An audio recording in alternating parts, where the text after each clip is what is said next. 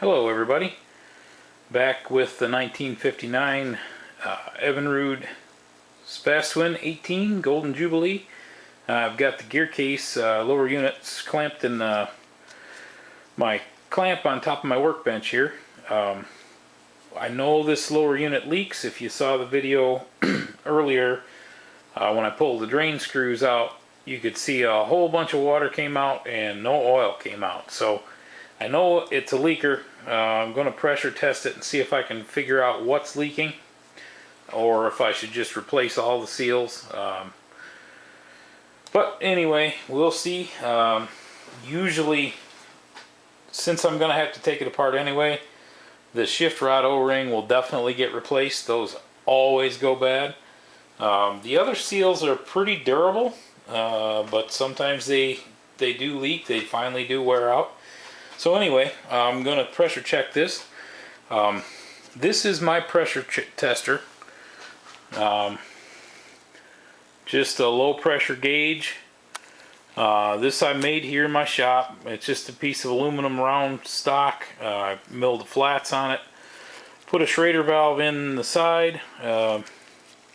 Tap this for the gauge on the end. The other end I turn down and I have threaded for a 3/8/16 thread, which is what the Gearcase is. And I've just got a quad ring on this to seal it when I screw it in there. So you can buy commercially made pressure testers with their own pumps on them and everything else. I just haven't done that. This one works fine. So let's put that in here.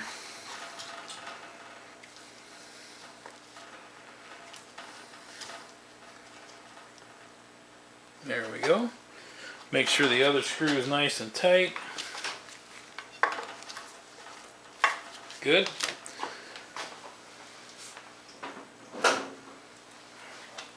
I have my compressed air regulated to somewhere around 10 psi. So we're going to blow this up here.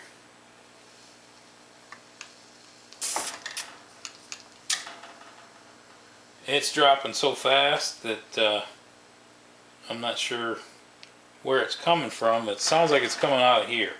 I think the prop shaft seal's okay.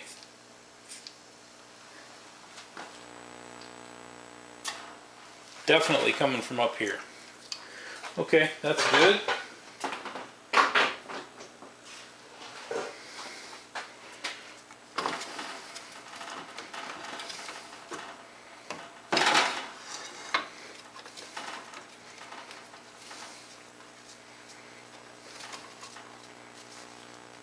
Okay.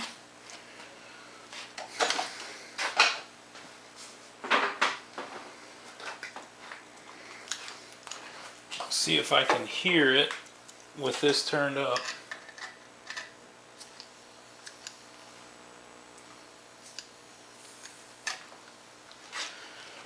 I'm going to spray some WD-40 on this shift rod here.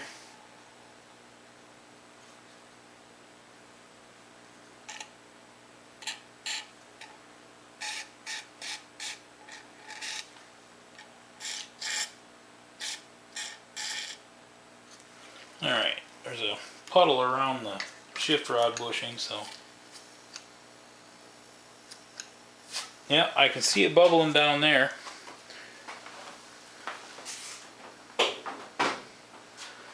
So as per usual, that needs to be replaced. Take the water pump housing off. Gotta remove these 3 screws.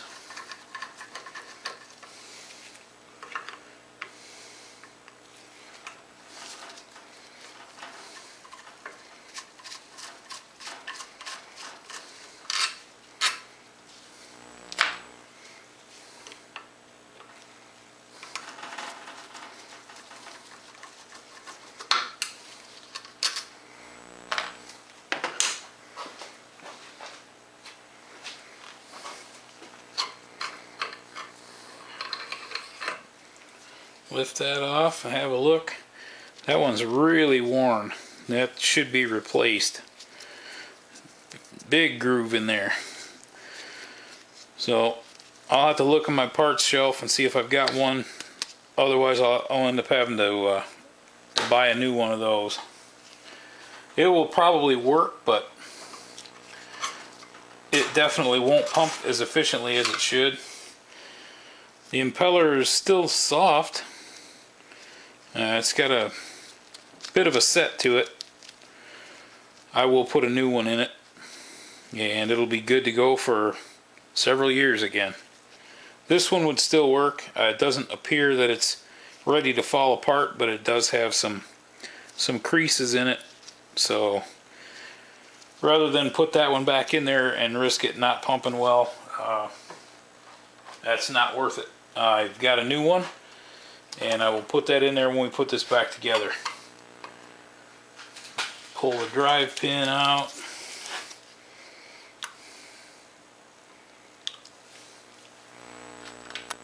Set that with the screws. Take the impeller plate off. That's also got a pretty nasty groove worn in it. So this thing really needs a whole water pump kit. New housing, new wear plate, new impeller. And a new water tube grommet, because that one's hard as a rock. Alright, let's try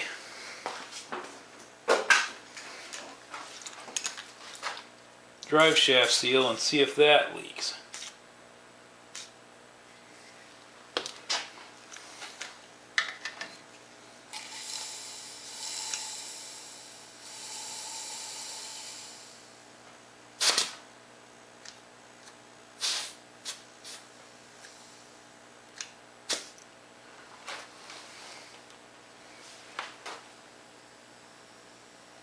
Only thing I see leaking is a shift rod O-ring.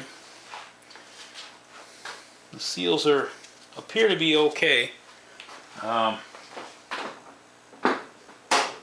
inspect the surfaces of the shafts when I take them out, just to see. I'll pull the drive shaft out now.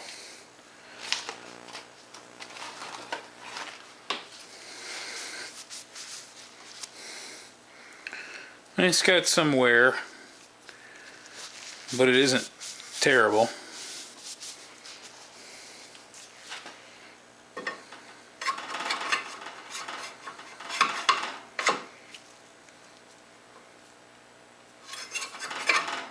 I think that seal's probably still okay.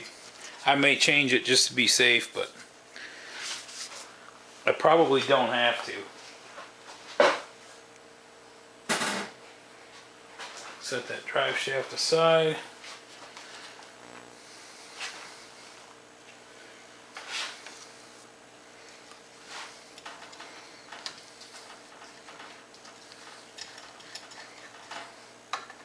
Take the pressure tester out.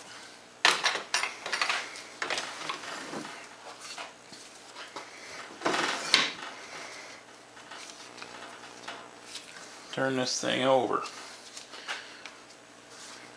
Alright.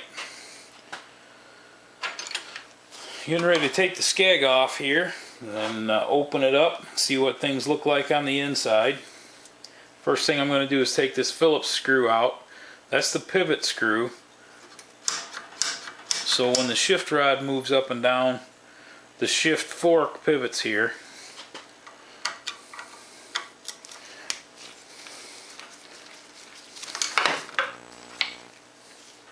I've never dropped anything before, have I? I'm a professional when it comes to dropping things and losing things.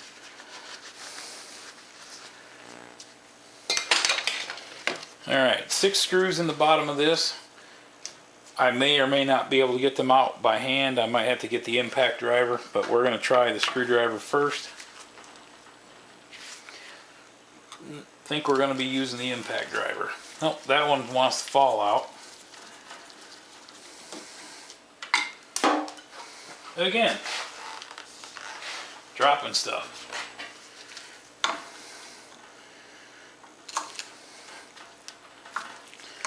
Impact.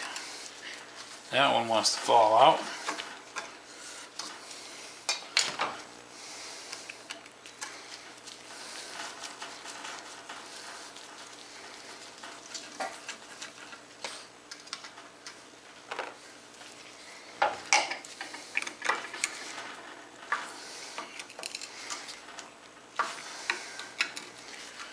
Okay, the other 4 need the impact driver.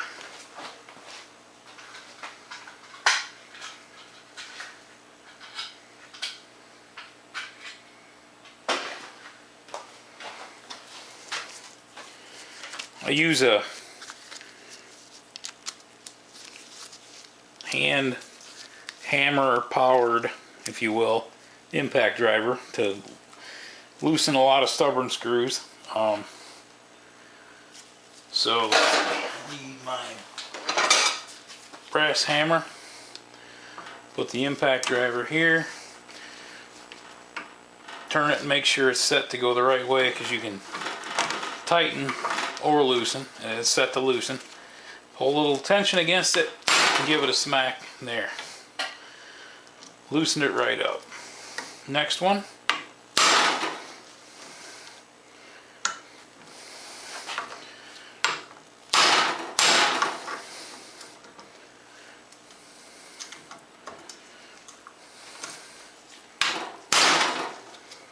Okay.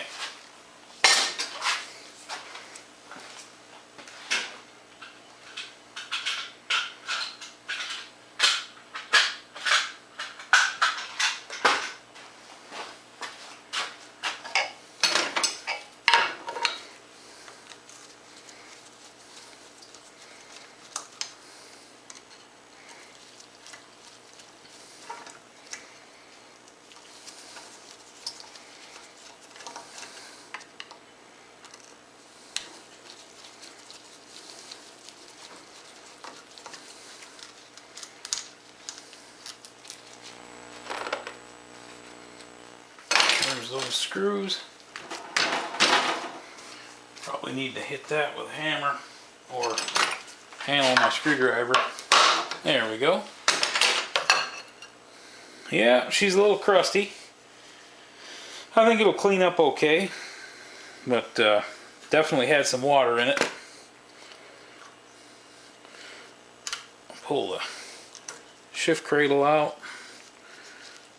That looks good.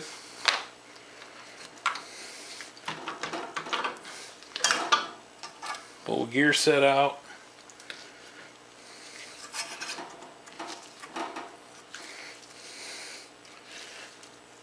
It's got some crap on it.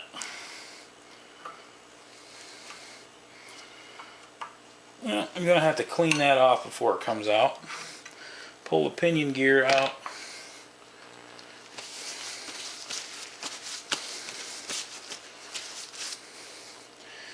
I'm going to bring this guy over to my wire wheel, take this carbon off of here. That's why it's not going through the shift rod bushing.